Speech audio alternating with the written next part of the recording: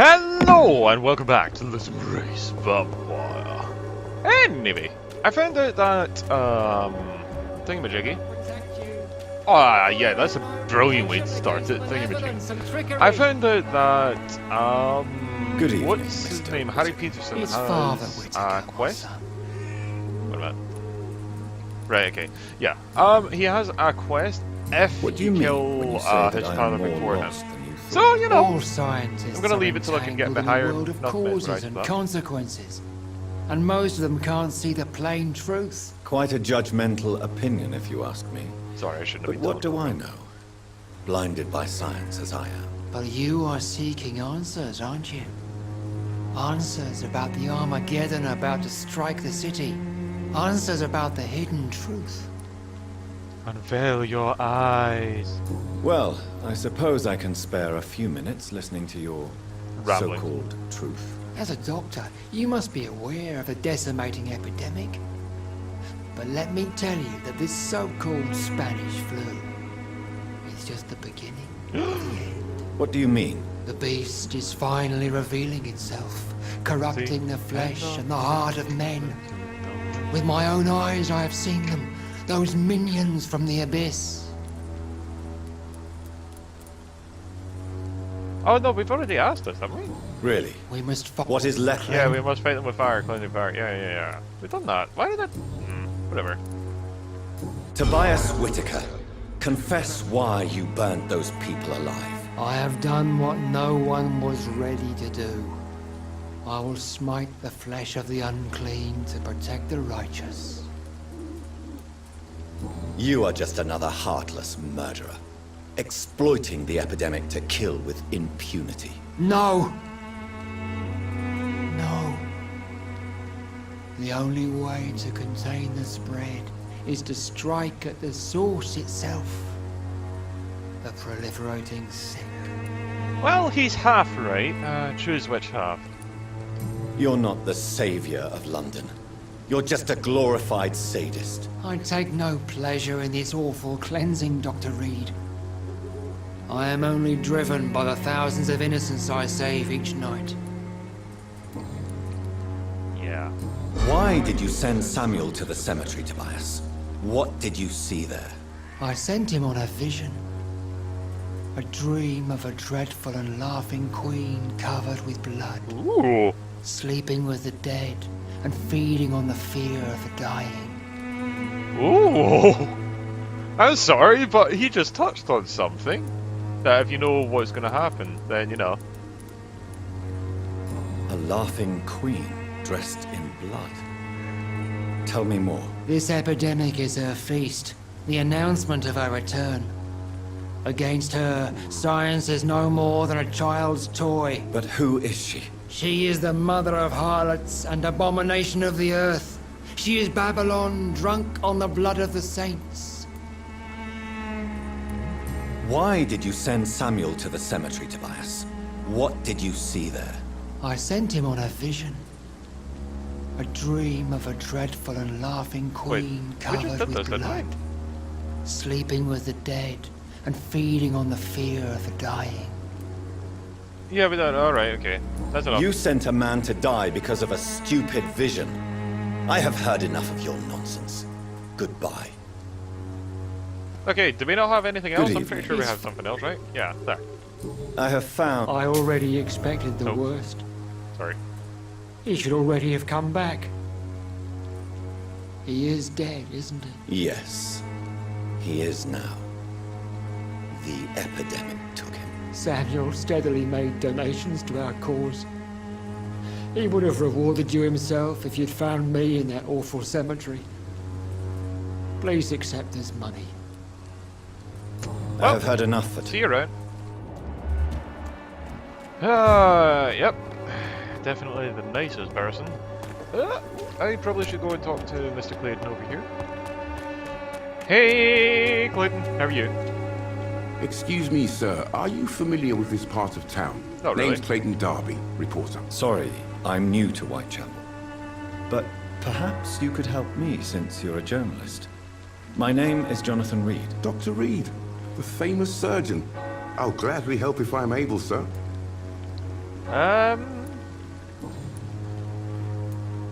Why are the newspapers keeping silent about the Spanish influenza? It's as though none of you care. There's a war going on. People shouldn't be demoralized by news of deadly diseases.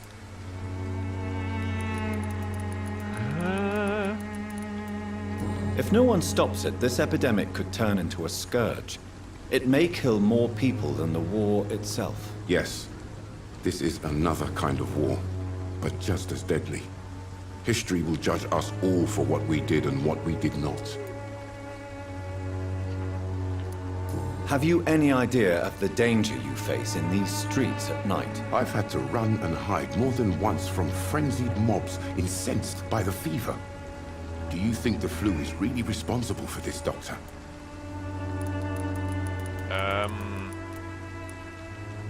I'm convinced there is more at work here than a simple epidemic.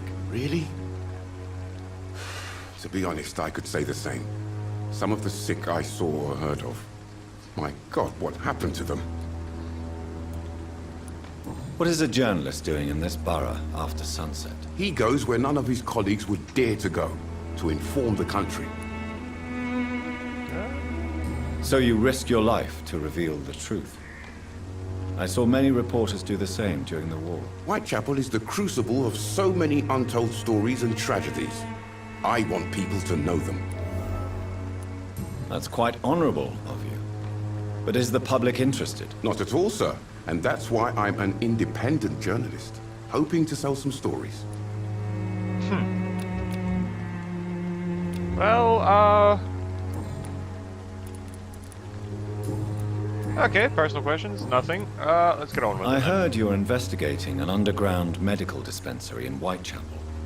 What do you know about it? Not much, I'm afraid. They are wary of strangers, and I'm not really an acquaintance of theirs. Why do you care? I'm a doctor, Mr. Darby. I care about everything involving public health and this epidemic. Are you sure you're not just concerned about the repercussions that a scandal involving a certain Nurse Crane from the Pembroke Hospital would bring? Without a doubt, you are a damn fine journalist, Mr. Darby. What do you know of her accomplice, a man named Darius? I don't know much about the man. He's very cautious. Never goes out. Doesn't seem to have any friends or family. He has no relatives at all? No. Except for that strange man, a poet named Richard Nithercott, who sometimes comes by. Darius would never let him in. Where can I find this Mr. Nithercott? He spends most of his time lurking around Whitechapel, talking to himself or declaring verses. These days, you can usually find him behind the church. He never goes out? No. A few days ago, he unexpectedly did. I followed him, but it was just a ruse to keep me away from his house. Really? How do you know? He went to the nearest mailbox, but just before posting his letter, he ripped it up and threw it away. Well, we're gonna have to have a look at that, aren't we? Do you need assistance? That would be nice of you, Doctor. Who knows what I may have caught during my investigation. If you persist in investigating the most pox-ridden boroughs of London, you must accept the risks. Thank you, sir. Well, with that, we will leave. Goodbye, Mr. Darby. Farewell. Anyway, let's go and talk to Mr. Nithercott then, shall we?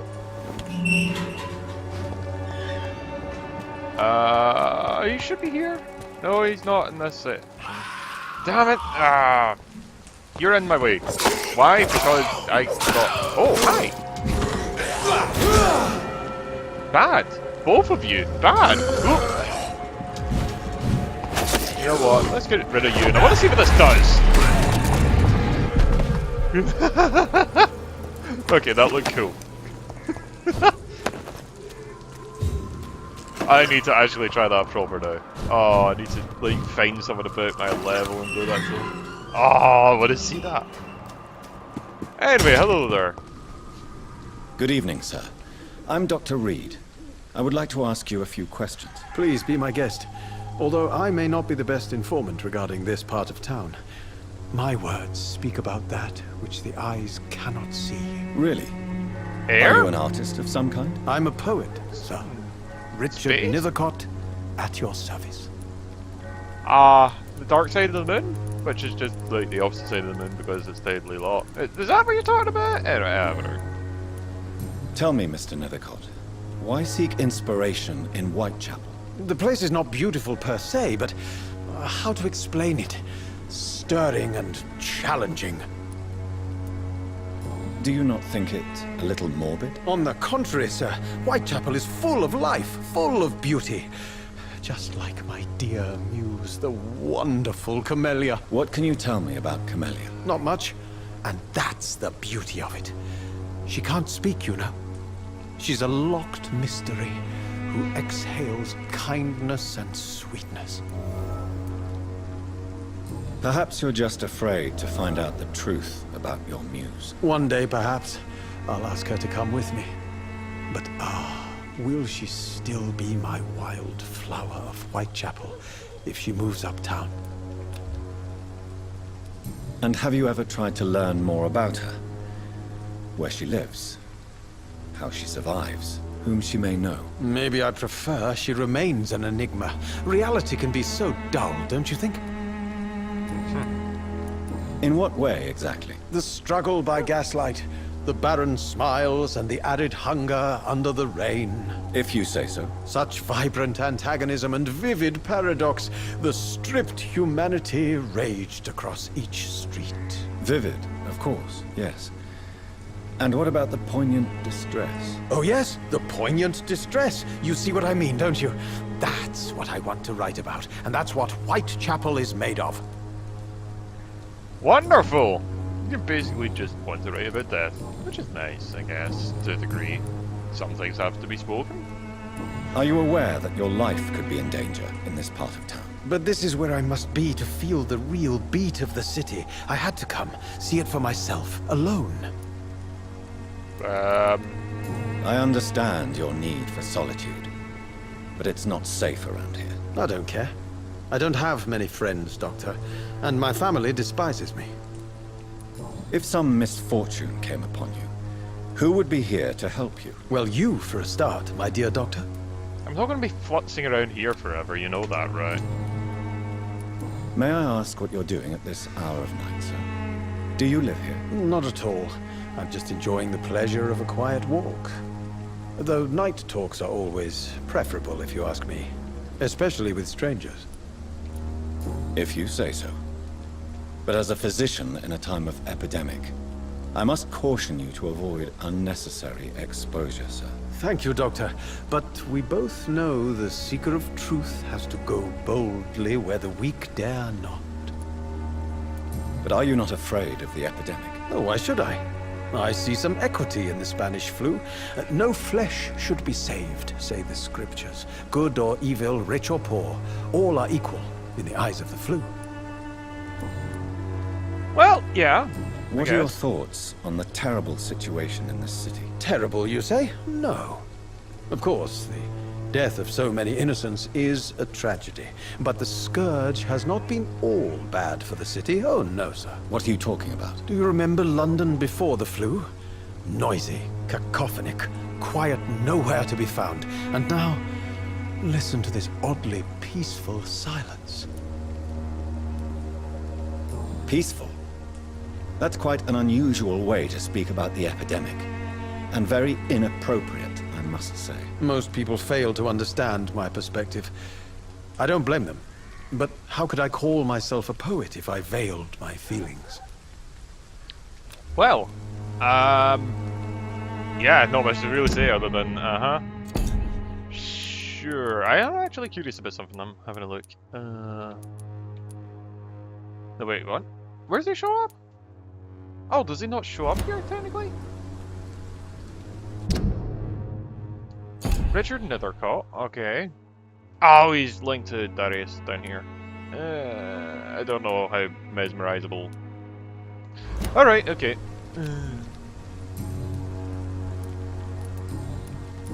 Okay, I've talked to you about everything, right? Okay, cool. May I ask you a few questions about the district? Extraordinary part of town, is it not? I'll be glad to help you, if I can. I'm looking for Dorothy Crane, a nurse who lives in this vicinity. Dorothy Crane. Oh, I love the name. The Crane of Whitechapel. Sounds very mysterious. But, sorry, no, never heard of her. What can you tell me about an old man called Darius? Darius Petrescu? Yes, I know him.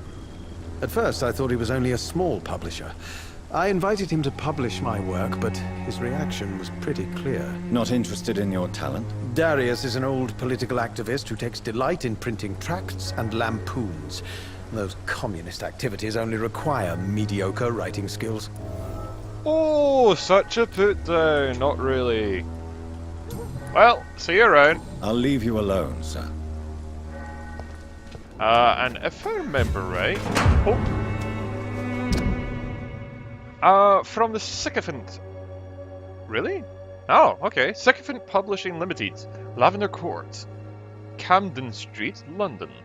Dear Mr. Nethercott, thank you for sending your book of poems, Songs from the Defeated Three, which we found as interesting and profound as we were told when you first time you received it. Alas, in the terrible times our country is currently facing, you must understand that such a title would be terribly inappropriate for any publication. Thus, since you refuse to change your title and demand the full publication of none of your work,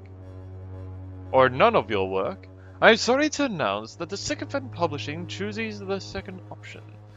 With kindest regards, A.J. Morse. Oh, so our aspiring writer has been denied. Good evening, Mr. And good evening to you too, yes. Hi. You don't really make a living from your scribblings, do you, Richard? No, sir, I don't. I work so hard. I put all my time, my energy, my devotion into the precise carving of words.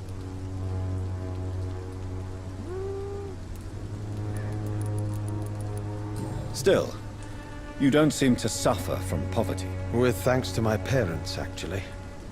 I'm afraid I would not be able to live on my own without their help. You seem embarrassed. Someday I hope to proudly offer my first publication to my parents. Until that day, I'll remain the failure of a son they have to support. Well, it's sad and unfortunate, but I'll see you around. I'll leave you alone, Full hints for himself. He's all prepared. He's a seasoned dish, you could even say. But we'll talk to Camellia. Actually, you know what? Have a look, because a small flower bouquet with a voucher for a free medical checkup hidden between the flowers. Hey, Camellia, how are you? Good evening, miss. I'm Dr. Reed. I'd like to ask you a few questions. I know what you're thinking. A tall stranger who meets a girl in the street at night. It reeks of the penny dreadfuls. But I mean you no harm, truly. Ooh, so she's silent. I know you understand what I'm saying. Your silence has nothing to do with you being mute, does it? Tell me about Richard Nethercott. I understand he is quite fond of you, Camellia.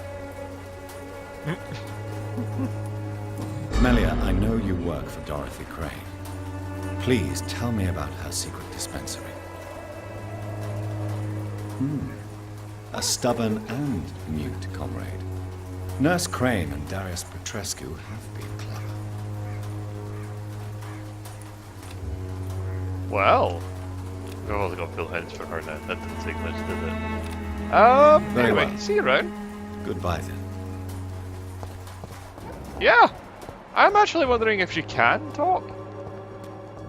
You know, just say, oh, wait a minute, I just remembered. There we are. My dearest, most beloved children, I'm sorry you have not heard from me in a few months. The situation in London has been difficult. I know it may sound selfish and silly when you, my children, are still in a country consumed by war, but there's also a war going on here too in England. A war against poverty and against injustice. This is a war I intend to fight despite my advancing age. This is why I'm writing to you today. I won't be coming back to Romania. That probably means I won't see you again before I die, my children. Don't be sad, my darlings. You know, you are grown up now, and you have children of your own. You know the sacrifice we must sometimes make to make the world a better place. This is one I must make now, to feel useful one more time, to wish you a long and happy life. Kiss my grandchildren for me, would you? And remember that your father loves you all the way from this cold, damp country. I am, as forever, your loving father, Darius Petrowski. The content of Darius' letter to his children could give me more leverage to enter. Darius is a bit less of a mystery now. It should not be that difficult to incite him to let me in. Indeed. I was hoping that they were gonna do something. Unfortunately, they don't seem to have any intention of it. So, I guess we'll just go and talk to Darius. Oh well. What can you do?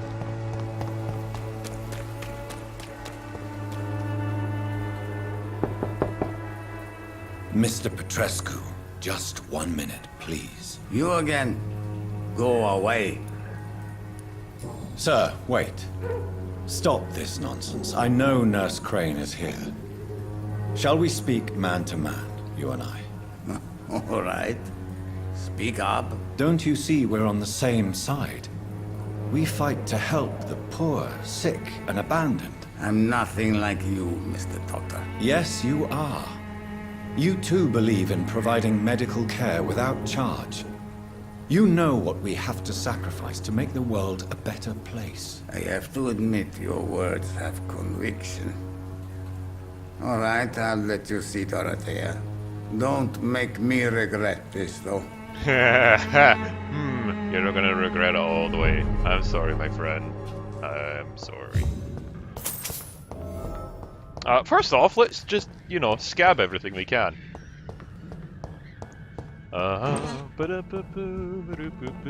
Bottle of cheap gin? Alright, sure. It's locked. Unfortunately.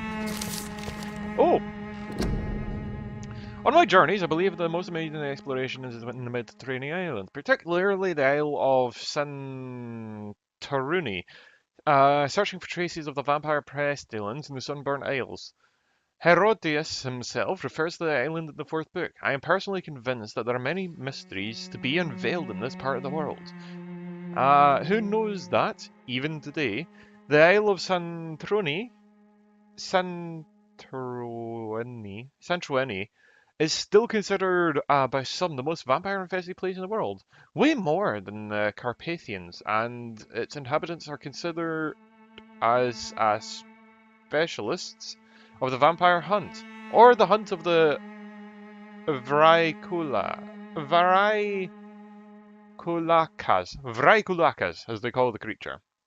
According to the local myths, the Vrykulakas are a dead person who does not decay and can show a vermilion complexion as long as he is gorged on fresh blood.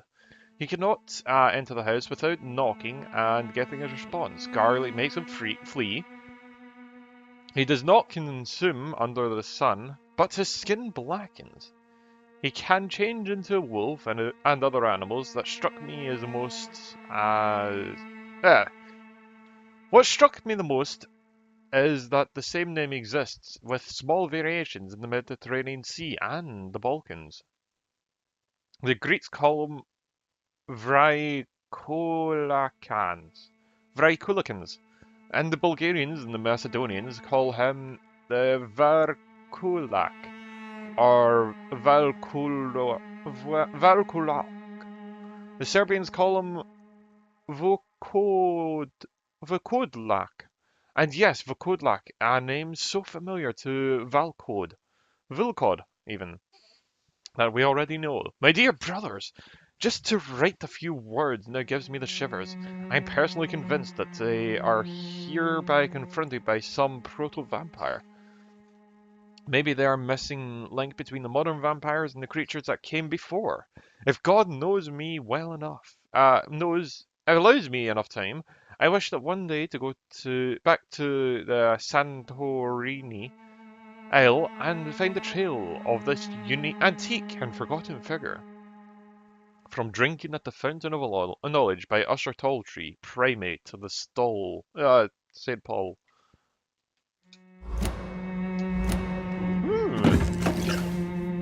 Oh, no, okay, right, cool. Oh, Darius, you're not doing well, are you?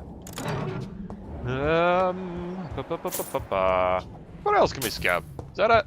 Have we scabbed everything? Alright, cool. Hey!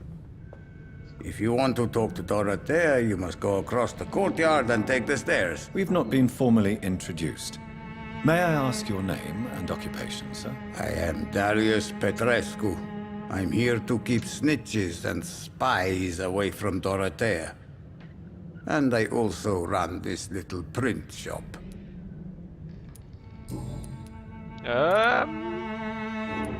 So Dorothy's real name is not Crane. Like myself and many people in this area, Dorothea is from occupied Romania. That's all you need to know. She seems important to the community. More than you can imagine. The West End does not want to hear of Whitechapel's misery. Dorothea is one of the few doing something about it. Tell me everything you know about Camellia, the mute florist. I do not believe in the afterlife, Doctor, but I'm almost convinced Camellia is an angel.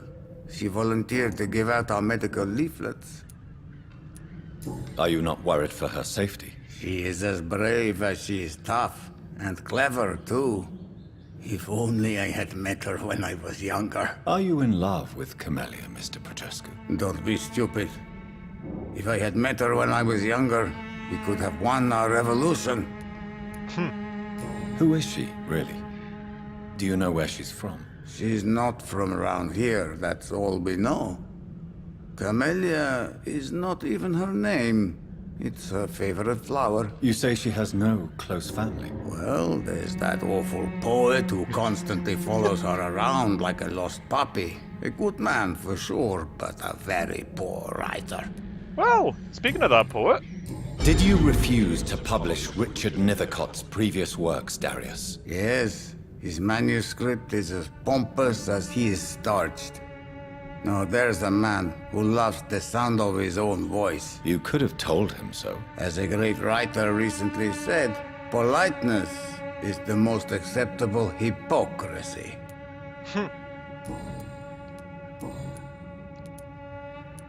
Do you have any family left, Mr. Petrescu? Children or grandchildren? Who knows? Wow, let's just rub salt in I that one. have abandoned my people for so long, they might as well be dead. As dead as I am for them, I suppose. This war won't last forever. Did you ever think of returning to your country now it's free? No. I have taught strength and determination to my sons and daughters. I'm an old, dying man who only has memories of better times to cherish. Don't be embarrassed, sir.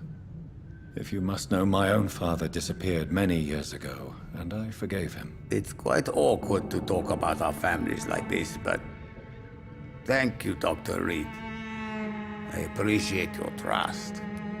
Oh, it's only because you're going to be eaten soon. Anyway. How did you meet Nurse Crane, Darius? Why does she trust you? I'm her oldest friend in England. Dorothea and I share many ideas about this country and about the country we left. You mean occupied Romania, don't you? Even if not directly, I fought against your enemies. Really? Then perhaps you have more in common with Dorothea than meets the eye, Dr. Reed. I know you fought for your country when it was occupied, Darius. Tell me more about it. I know my days are numbered, and I know I won't see my homeland again. But I fought for Romania all my life, and I will until my last breath. But Romania escaped the grasp of the Austro-Hungarian Empire. It's a free country again. But it's not the country I fought for. My homeland is not appeased, Doctor. and I still see a dark future ahead for my people. Well, that is unfortunate, but here, take Do you this. need some help, Mr. Petrescu? I am very tired, but that is all. I don't need you, Doctor. Well, I think you do. Take this, and you'll feel better. Free drugs from an English doctor. It must be my lucky day. Today may be a lucky day. Tomorrow! Well, you know. Goodbye, Mr. Petrescu. And goodbye, audience. So until next time, all the best, and I hope you enjoy.